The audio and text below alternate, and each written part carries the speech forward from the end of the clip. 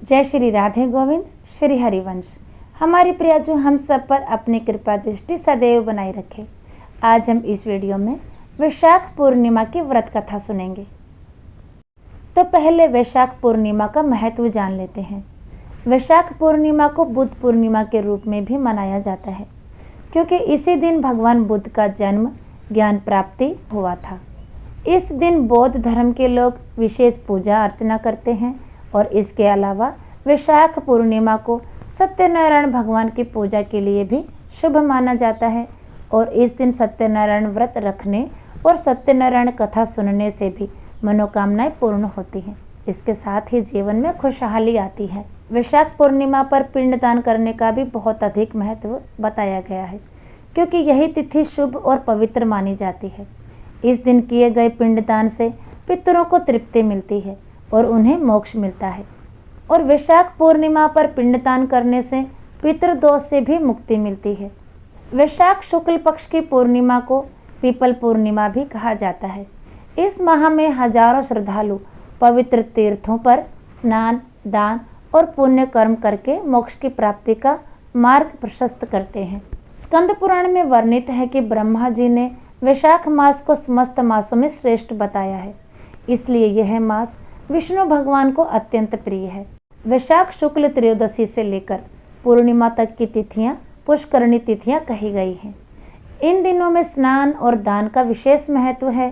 शास्त्रों के अनुसार एकादशी को अमृत प्रकट हुआ था, द्वादशी को भगवान विष्णु ने उसकी रक्षा की, त्रयोदशी को देवताओं ने क्षुधा पान किया, चतुर्दशी को दैत्यों का संहार हुआ और पूर्णिमा को देवताओं को उनका साम्राज्य प्राप्त हुआ। अतः यह तिथियां पापों के विनाश और सुख समृद्धि की प्राप्ति कराने वाली मानी गई है। इस दिन सच्चे मन से पूजा करने से सारी मनोकामनाएं पूरी होती हैं और जीवन में आने वाले विघ्न दूर हो जाते हैं। इस दिन माता लक्ष्मी की भी विधिवत पूजा की जाती है। अधिकांश लोग इस दिन व्रत रखते हैं और श्री सत्यनारायण भगवान की कथा भी सुनते हैं। ऐसा करने से भगवान श्री लक्ष्मी नारायण की कृपा परिवार पर बनी रहती है। वैशाख पूर्णिमा के दिन भक्त व्रत रखते हैं और विधि विधान से माँ लक्ष्मी और भगवान विष्णु की पूजा अर्चना करते हैं और इस अवसर पर चावल, चीनी, फल, घी, छाता, चप्पल, पंखे, कुल्हड़, पात्र, जल आदि दान देते हैं। इस दिन किया हुआ दान बहुत ही पुण्य फलकारी होता है। किसी ज़रूरतमंद को अपनी क्षमता अनुसार दान करने से मन को शांति मिलती है और भगवान का आशीर्वाद प्राप्त होता है। इस वैशाख महीने की पूर्णिमा पर अपनी श्रद्धा और अपनी क्षमता अनुसार किए गए दान का पुण्य कभी समाप्त नहीं होता। भविष्य पुराण, आदित्य पुराण में वैशाखी पूर्णिमा को अत्यंत पवित्र और फलदायी माना गया है। इस दिन पिछले 1 महीने से चला आ रहा वैशाख स्नान एवं विशेष धार्मिक अनुष्ठानों की पूर्ण आहुति की जाती है। और अब शुरू करते हैं वैशाख पूर्णिमा की व्रत कथा। आप सब इस कथा को पूर्ण अवश्य सुनिए। जय हो लक्ष्मीपति की, जय लक्ष्मी नारायण की। द्वापर युग में एक समय की बात है कि यशोदा जी ने भगवान श्री कृष्ण से कहा, हे कृष्ण, तुम सारे संसार के उत्पन्न करता, पोषण करता और उसके संहार करता हो। आज कोई ऐसा व्रत मुझसे कहो जिसके करने से मृत्युलोक में स्त्रियों को विधवा होने का भय ना रहे तथा यह व्रत सभी मनुष्यों की मनोकामना पूर्ण करने वाला हो। माता यशोदा के ऐसा पूछने पर भगवान श्री कृष्ण कहने लगे, हे माता, तुमने अति सुंदर प्रश्न किया है। मैं तुमसे ऐसे ही व्रत को विस्तार से कहता हूँ। सौभाग्य की प्राप्ति के लिए स्त्रियों को 32 पूर्णिमाओं का व्रत करना चाहिए। इस व्रत को करने से स्त्रियों को सौभाग्य संपत्ति मिलती है। यह व्रत अचल सौभाग्य देने वाला और भगवान शंकर के प्रति मनुष्य मात्र की भक्ति को बढ़ाने वाला है। इतना सुनकर यशोदा जी कहने लगी, हे कृष्ण, सर्वप्रथम इस व्रत को मृत्युलोक में किसने किया था, इसके विषय में विस्तार पूर्वक मुझसे कहो। फिर माता यशोदा के पूछने पर भगवान श्री कृष्ण कहने लगे, इस भूमंडल पर अनेक प्रकार के रत्नों से परिपूर्ण कातिका नाम की एक नगरी थी। वहां चंद्रहास नामक राजा राज्य करता था। उसी नगर में धनेश्वर नाम का एक ब्राह्मण रहता था। उसकी स्त्री अति सुशील व रूपवती थी। दोनों ही बड़े प्रेम से रहा करते थे। घर में धन धान्य आदि की कोई कमी नहीं थी, परंतु उनको एक बहुत बड़ा दुख था कि उनके कोई संतान नहीं है। एक समय एक बड़ा योगी उस नगरी में आया। वह योगी उस ब्राह्मण के घर को छोड़कर अन्य सभी घरों से भिक्षा लेकर भोजन किया करता था। वह रूपवती से कभी भिक्षा नहीं लेता था। एक दिन वह योगी रूपवती से भिक्षा ना लेकर किसी अन्य नगर से भिक्षा लेकर गंगा किनारे जाकर भिक्षण को प्रेम पूर्वक ग्रहण करने लगा कि धनेश्वर ने योगी का यह सब कार्य देख लिया। अपनी भिक्षा के अनादर से दुखी होकर धनेश्वर योगी से बोला, हे महात्मन, आप सब घरों से भिक्षा लेते हैं, परंतु आप मेरे घर की भिक्षा कभी नहीं लेते। इसका क्या कारण है? धनेश्वर के ऐसा पूछने पर योगी ने कहा कि निसंतान के घर की भीख पतितों के अन्न के तुल्य होती है, और जो पतितों का अन्न खाता है वह भी पतित हो जाता है। क्योंकि तुम निसंतान हो, इसलिए पतित हो जाने के भय से मैं भी तुम्हारे घर की भिक्षा नहीं लेता। धनेश्वर योगी की यह बात सुनकर बहुत दुखी हुआ और हाथ जोड़कर योगी के पैरों में गिर गया और कहने लगा, हे महाराज, यदि ऐसा है तो आप पुत्र प्राप्ति का उपाय बताइए। आप सर्वज्ञानी हैं, मुझ पर कृपा कीजिए। हे भगवान, मेरे घर में धन की कोई कमी नहीं है, परंतु मैं पुत्र न होने के कारण अत्यंत दुखी हूँ। आप मेरे इस दुख का हरण करें। आप सर्व सामर्थ्यवान हो। यह सुनकर योगी कहने लगे, हे ब्राह्मण, तुम चंडी की आराधना करो। फिर घर जाकर उसने अपनी पत्नी से सब वेदांत कहा और स्वयं तप करने के लिए वन में चला गया। वन में जाकर उसने माँ चंडी की उपासना की और उपवास किए। माँ चंडी ने 16वें दिन उसको स्वप्न में दर्शन दिया और कहा, हे धनेश्वर, जा, तेरे घर पुत्र होगा, परंतु वह 16 वर्ष की आयु में ही मृत्यु को प्राप्त हो जाएगा। यदि तुम दोनों पति पत्नी 32 पूर्णमासियों का व्रत विधि पूर्वक करोगे तो वह दीर्घायु हो जाएगा, किंतु जितनी तुम्हारी सामर्थ्य हो आटे के दिए बनाकर शिवजी भगवान का पूजन करना, परंतु पूर्णमासी के व्रत 32 होने चाहिए। प्रातःकाल होने पर इस स्थान के समीप तुम्हें आम का वृक्ष दिखाई देगा। उस पर चढ़कर तुम एक फल तोड़कर शीघ्र ही अपने घर चले जाना और अपनी पत्नी से सब वेदांत कहना। ऋतु स्नान के पश्चात वह स्वच्छ होकर श्री शंकर भगवान का ध्यान करके उस फल को खा लेगी। भगवान शंकर की कृपा से वह गर्भवती हो जाएगी। जब वह ब्राह्मण प्रातःकाल उठा तो उसने एक स्थान के पास ही आम का वृक्ष देखा, जिस पर एक अत्यंत सुंदर आम का फल लगा हुआ था। उस ब्राह्मण ने उस आम के वृक्ष पर चढ़कर फल को तोड़ने का प्रयत्न किया, परंतु वृक्ष पर कई बार प्रयत्न करने पर भी वह चढ़ नहीं पाया। तब उस ब्राह्मण को बहुत चिंता हुई। तब विघ्न विनाशक श्री गणेश भगवान की वंदना करने लगा। हे दयानिधि, अपने भक्तों के विघ्नों का नाश करके उनके मंगल कार्य को करने वाले, दुष्टों का नाश करने वाले, रिद्धि सिद्धि प्रदान करने वाले, आप मुझ पर कृपा करके इतना बल दें कि मैं अपने मनोरथ को पूरा कर सकूं। इस प्रकार गणेश जी की प्रार्थना करने पर उनकी कृपा से धनेश्वर वृक्ष पर चढ़ गया और उसने सुंदर आम के फल को तोड़ लिया। और धनेश्वर ने सोचा कि जो वरदान से फल मिला था वो यही है, और कोई फल तो दिखाई नहीं दे रहा। उस धनेश्वर ब्राह्मण ने जल्दी से घर जाकर अपनी पत्नी को वह फल दे दिया और उसकी पत्नी ने अपने पति के कहे अनुसार उस फल को खा लिया और वह गर्भवती हो गई। देवी जी की असीम कृपा से उसे एक अत्यंत सुंदर पुत्र उत्पन्न हुआ, जिसका नाम उन्होंने देवीदास रखा। माता पिता के हर्ष और शोक के साथ वह बालक शुक्ल पक्ष के चंद्रमा के भांति अपने माता पिता के घर में बड़ा होने लगा।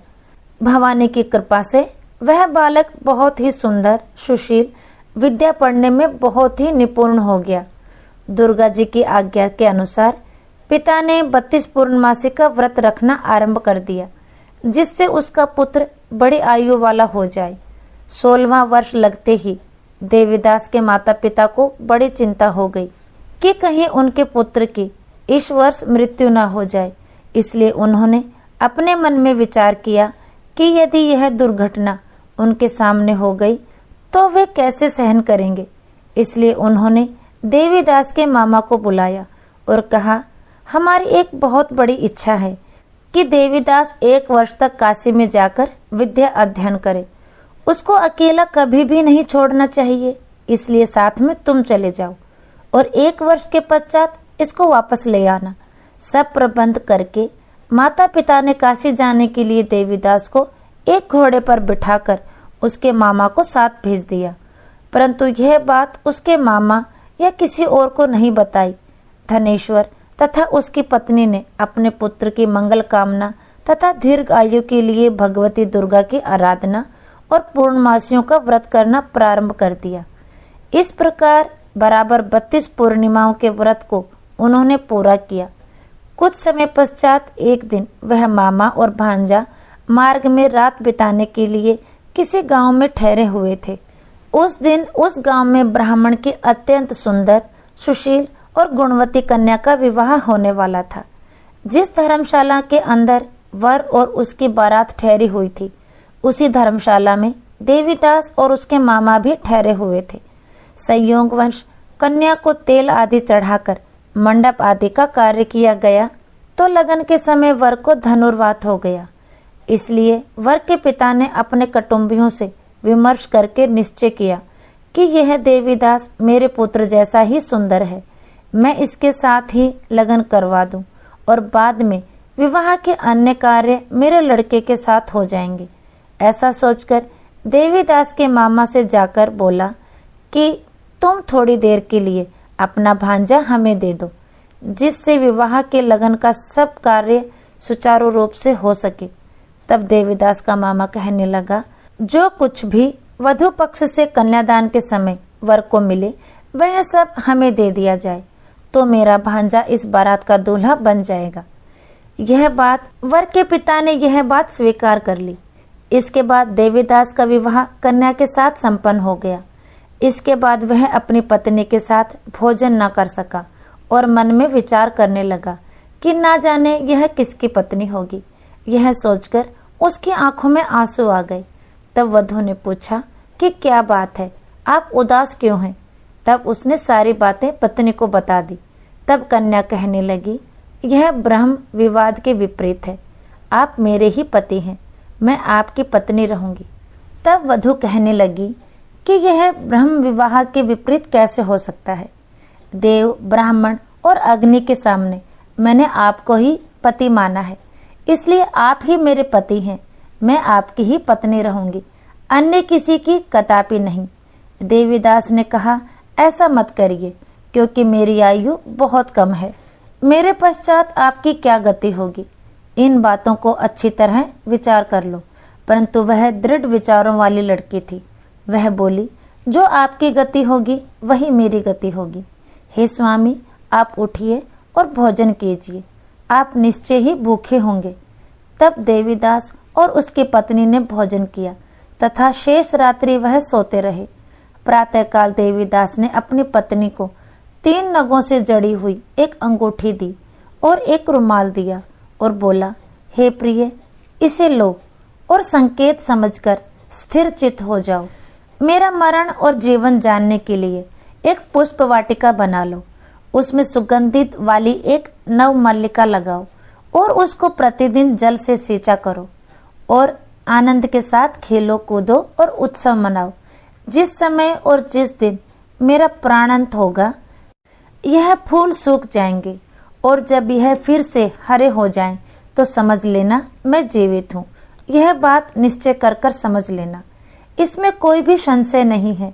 इतना कहकर देवीदास वहां से चला गया। प्रातःकाल होते ही वहां पर गाजे बाजे बजने लगे और जिस समय विवाह कार्य समाप्त करने के लिए वर तथा बारात मंडप में आए, तो कन्या ने वर को भली प्रकार से देखकर अपने पिता से कहा, यह मेरा पति नहीं है। मेरा पति वही है जिसके साथ रात्रि में मेरा पाणी ग्रहण हुआ था। इसके साथ मेरा विवाह नहीं हुआ। यदि यह वही पुरुष है तो बताएं कि मैंने इसको क्या दिया था। वधु पक्ष और कन्या पक्ष कन्यादान के समय जो आभूषण दिए गए थे वो दिखाएं, तथा रात में क्या गुप्त बातें मैंने इनसे कही वह सब सुनाई। पिता ने उसके कहे अनुसार वर को बुलाया। कन्या की यह सब बातें सुनकर वह कहने लगी, मैं कुछ भी नहीं जानता। इसके पश्चात लज्जित होकर वह अपना सब मुंह लेकर चला गया और सारी बारात भी अपमानित होकर वहां से लौट गई। फिर भगवान श्री कृष्ण बोले, हे माता, इस प्रकार देवीदास काशी विद्या अध्ययन के लिए चला गया। जब कुछ समय बीत गया तो काल से प्रेरित होकर एक सर्प रात्रि के समय उसको डसने के लिए वहां पर आया। उस विषधर के प्रभाव से उसके शयन का स्थान चारों ओर से विष की ज्वाला से विषैला हो गया, परंतु व्रत के प्रभाव से उसको काट नहीं पाया, क्योंकि उसके माता पिता ने पूर्णमासी का व्रत रखा था। इसके बाद माध्याह्न के समय सायकाल वहां आया और उसके शरीर से प्राणों को निकालने का प्रयत्न करने लगा, जिससे वह मूर्छित होकर पृथ्वी पर गिर गया। उसी समय माता पार्वती के साथ भगवान शंकर वहां गए। उसको मूर्छित दशा में देखकर माता पार्वती ने भगवान शंकर जी से प्रार्थना की, हे महाराज, इस बालक की माता ने पहले ही 32 पूर्णिमा का व्रत पूरा किया था, जिसके प्रभाव से आप इसको प्राणदान दें। भवानी के कहने पर भक्त वत्सल भगवान शिव जी ने उसको प्राणदान दे दिया। इस व्रत के प्रभाव से काल को भी पीछे हटना पड़ा और देवीदास स्वस्थ होकर बैठ गया। उधर उसकी पत्नी उसके काल की प्रतीक्षा किया करती थी। जब उसने देखा उस पुष्प वाटिका में पुष्प कुछ भी नहीं रहे तो उसको अत्यंत आश्चर्य हुआ, लेकिन जब वह जैसे ही हरी भरी हो गई तो वह जान गई कि अब उसका पति ठीक ठाक है, वह जीवित हो गया है। यह देखकर वह बहुत प्रसन्न हो उठी। अपने पिता से कहने लगी, पिताजी, मेरे पति जीवित हैं, आप उनको ढूंढिए। जब 16वां वर्ष व्यतीत हो गया तो देवीदास भी अपने मामा के साथ काशी से चल दिया। इधर उसके ससुर उसको ढूंढने के लिए अपने घर से जाने ही वाले थे कि वह दोनों मामा भांजा वहां पर आ गए। उनको आया हुआ देखकर उनके ससुर को बहुत प्रसन्नता हुई और वह उन्हें अपने घर ले गए। उस समय नगर के निवासी भी वहां इकट्ठे हो गए और सबने निश्चय किया कि अवश्य ही इसी बालक के साथ कन्या का विवाह हुआ था। उस बालक को कन्या ने जब देखा तो पहचान लिया कि यह तो वही है जो संकेत करके गया था। उसके उपरांत सब कहने लगे कि भला हुआ यह आ गया है, और सब नगरवासियों ने आनंद मनाया। कुछ दिन बाद देवीदास ने अपनी पत्नी और मामा के साथ अपने ससुर के घर से बहुत सारे उपहार लेकर अपने माता पिता के घर की तरफ प्रस्थान किया। जब वह अपने गांव के निकट पहुंच गए तो कई लोगों ने उसे देखकर उसके माता पिता को पहले ही खबर दे दी कि तुम्हारा पुत्र देवीदास अपनी पत्नी और अपने मामा सहित आ रहा है। ऐसा समाचार सुनकर माता पिता को विश्वास नहीं हुआ, परंतु जब और लोगों ने भी आकर यही बात उन्हें बताई तो उन्हें बड़ा आश्चर्य हुआ। लेकिन थोड़ी देर में देवीदास ने आकर अपने माता पिता के चरणों में अपना सर रखकर प्रणाम किया और उसकी पत्नी ने अपने सास ससुर के चरणों को स्पर्श किया तो माता पिता ने अपने पुत्र और पुत्रवधू को हृदय से लगा लिया और दोनों की आंखों में प्रेम अश्रु बह चले। अपने पुत्र और अपने पुत्रवधू के आने की खुशी में धनेश्वर ने बड़ा ही भारी उत्सव किया और ब्राह्मणों को दान दक्षिणा देकर प्रसन्न किया। कथा सुनाकर भगवान श्री कृष्ण कहने लगे, इस प्रकार धनेश्वर 32 पूर्णमासियों के व्रत के प्रभाव से पुत्रवान हो गया। जो भी स्त्रियां 32 पूर्णमासी के व्रत को करती हैं वे जन्म जन्मांतर में वैधव्य का दुख नहीं भोगती, सदैव सौभाग्यवती रहती हैं। जिस प्रकार धनेश्वर ब्राह्मण को पूर्णमासी के फलस्वरूप भगवान की कृपा प्राप्त हुई, उसी प्रकार भगवान हम सब पर भी करे। इसी प्रार्थना के साथ आज का वीडियो यहीं तक। फिर मिलेंगे अगले वीडियो में। तब तक के लिए सभी को प्रेम भरी राधे राधे।